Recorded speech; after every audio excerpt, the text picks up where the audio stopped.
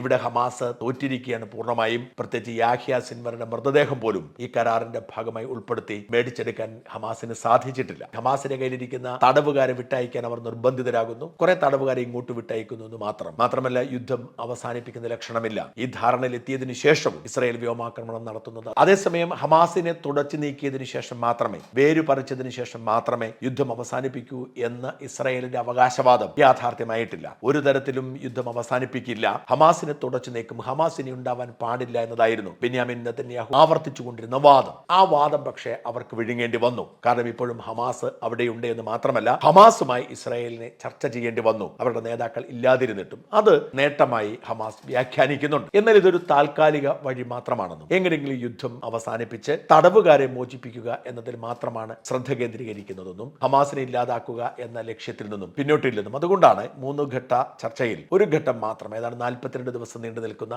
ഒരു ഘട്ടത്തെക്കുറിച്ച് മാത്രം ചർച്ചകൾ ഉണ്ടായത്. ഈ ചർച്ചകളിൽ പ്രധാനമായും ഇസ്രായേൽ ശ്രദ്ധിക്കുന്നത് തടവുകാരുടെ മോചനം മാത്രമാണ് എന്നുമുള്ള വാർത്തകൾ പുറത്തേക്ക് വരുന്നത്. ഹമാസിന് മുമ്പിൽ മറ്റു വഴിയൊന്നുമില്ലാതെ എങ്ങനെയെങ്കിലും വംശനാശം സംഭവിക്കാതിരിക്കാൻ ഹമാസ് വഴങ്ങുകയായിരുന്നു എന്നാണ് രാഷ്ട്രീയ നിരീക്ഷകരുടെ വിലയിരുത്തൽ. എന്തായാലും ഏതാണ്ട് യാഥാർത്ഥ്യമായിരിക്കുകയാണ്. പക്ഷേ നടപ്പിലാവും എന്ന് ഉറപ്പാകണമെങ്കിൽ ഇനി ഇസ്രായേലിന്റെ ക്യാബിനറ്റിന്റെ തീരുമാനം വരെ കാത്തിരിക്കേണ്ടി വരും.